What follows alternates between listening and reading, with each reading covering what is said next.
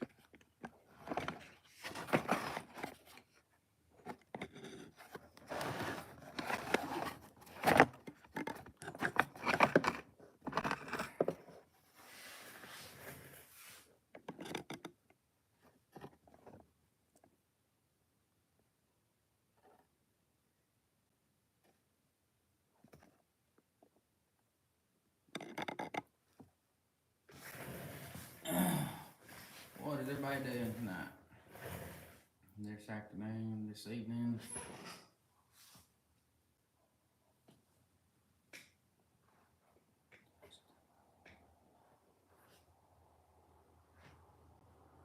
Just gonna take a minute, give some time for people to get on.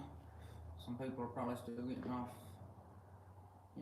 eating dinner and all that good stuff.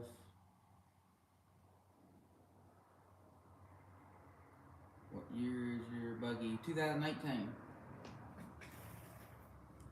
2018 XP 1000 Razor Polaris.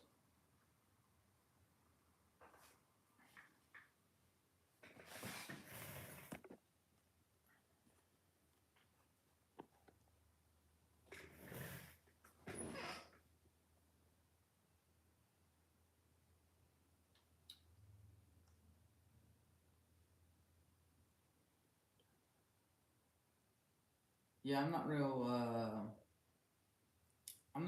pleased with the body styles they got going on right now.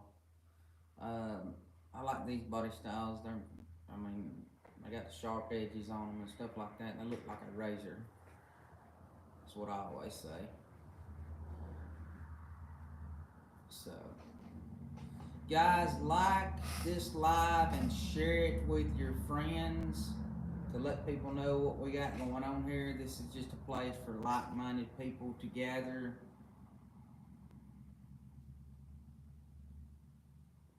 To talk about our rides and stuff. If y'all are following me on this channel, you know by now that I post how-to videos here and on YouTube to help keep people's rides up going, as well as to help people, troubleshoot different things. What do you think is better, Polaris or Can-Am?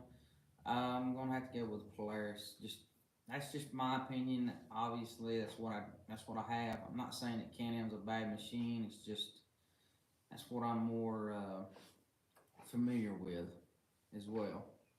I got stuff going on over here on YouTube, and are y'all commenting? Because if y'all are, I can't see it. I've got it on live chat.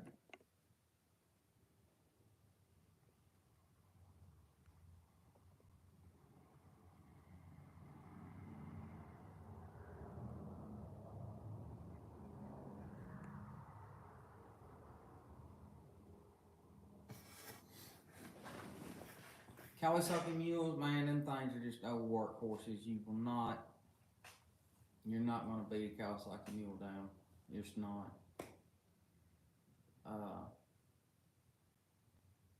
I had one guy, grandkids were riding it. They blew the head gaskets, or the head gaskets blowed. The doggone thing, the valve covers melted down over the motor. I quit running. He brought it to me, and I pulled the heads off of it, done a head job on it, on both heads.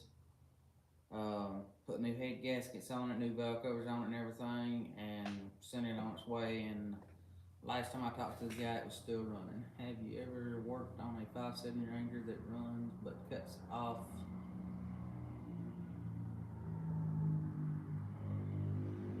Yeah, mean, I've seen all kind of stuff, man, to be honest with you. Somebody comment over here to see if you, I don't understand. I don't like YouTube for this point right here. Man, post a comment over here on YouTube to see if it's popping up.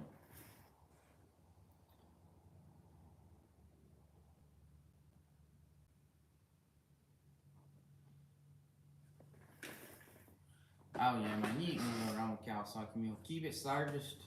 Service is a big key, and service is a big key. As long as you keep it serviced, big time on servicing.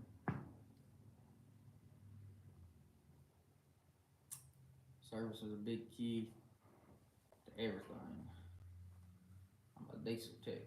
That's good. Alright, you know stuff then. You know the important ins and outs of service and stuff. That's me. I did go to school for this, along with small, but I think I may let my service first time. That's cool. I understand that. I went to school for this along with automotive.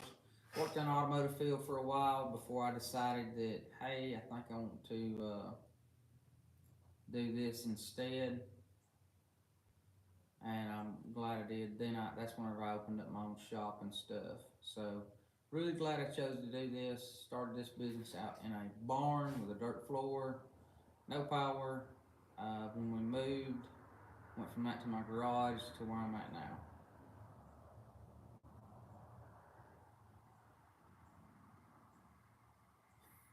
Been sad. Yeah, automotive stuff's just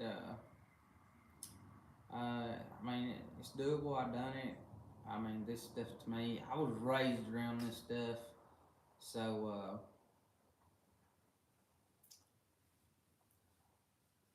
it was man, I've had these on here for probably since 2021, and they hold up great. We do a lot of on off road stuff.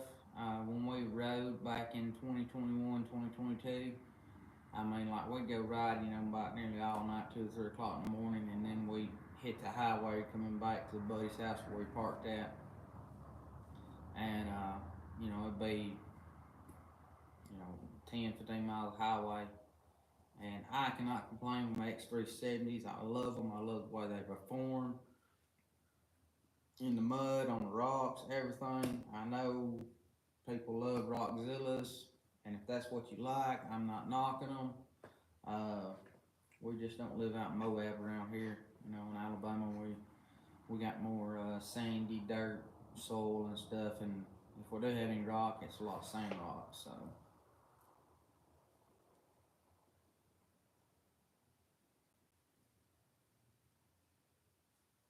10 acres of land. You're gonna have a lot. You have a lot to play with on that mule.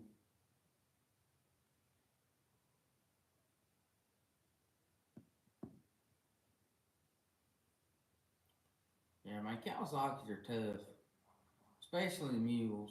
I mean, you just cannot beat those mules. I swear, they just won't die.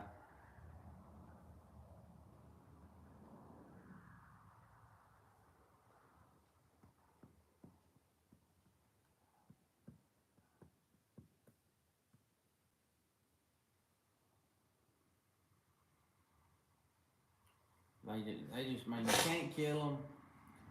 They just, I don't know. I mean, I've seen a lot of stuff go. I worked on a lot of them, and I've only seen one that I traded up from a guy, and it had a broke rod. And how it happened, I don't know, is because tender springs set good. How the broke rod happened, I have no idea.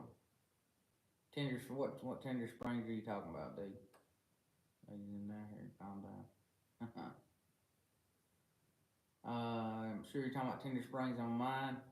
Mine has all factory uh, uh, shocks and stuff on it. It's got the factory tender springs on the back, and they are compressed. I have different theories on how them work, so It'd probably make some people mad how I think about how they work, but that's just my opinion. Everybody's got one. Thoughts about working part time at an ATV store on Saturdays just to see what they do. I mean, if you're wanting to get into the business, that's a good way to get a feel for it. Um, I mean, good learning experience, yeah.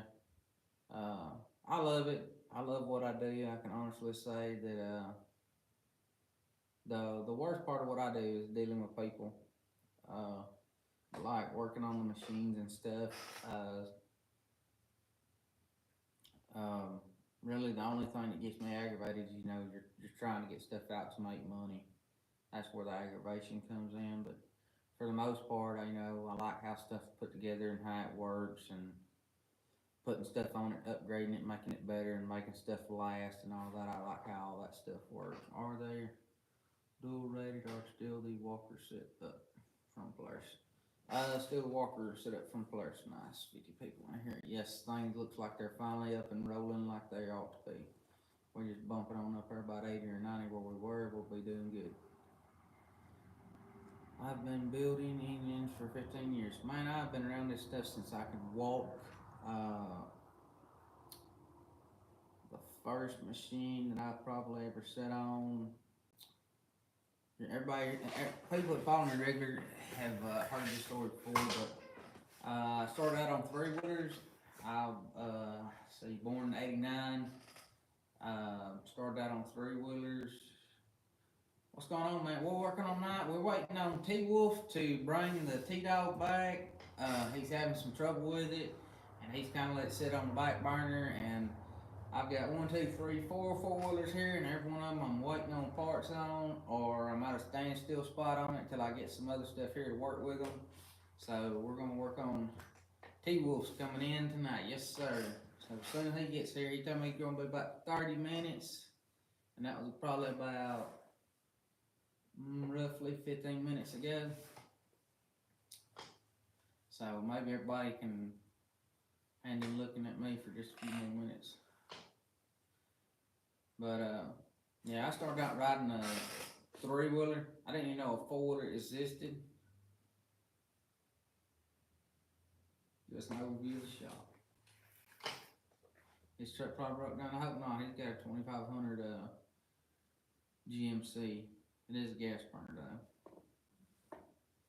though. And I didn't even know what a four wheeler was till my dad. We went to the Yamaha shop, our local Yamaha shop before it shut down. And we got there and I seen a four wheeler and I was like, "What's that?" Like, "Oh, that's a four wheeler." Yeah, where's the three wheelers at? Well, they're kind of outlawed. My shop.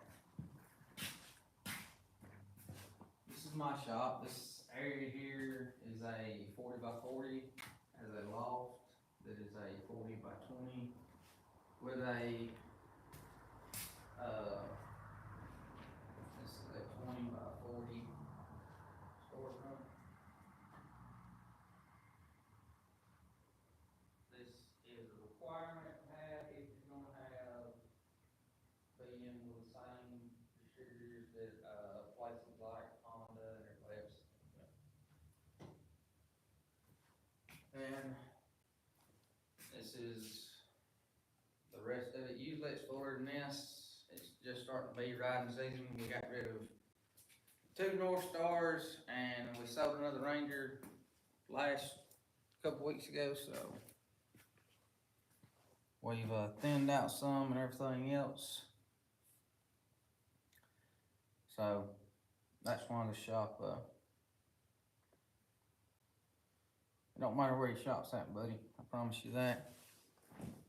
I honestly, like no joke, I moved away from, I live close to my parents and stuff, moved away for like 2 years. There was a barn on my property that literally, you could have doggone nearly walked through it. This is what, I'm very blessed, and I've worked extremely hard for this. Did not come overnight.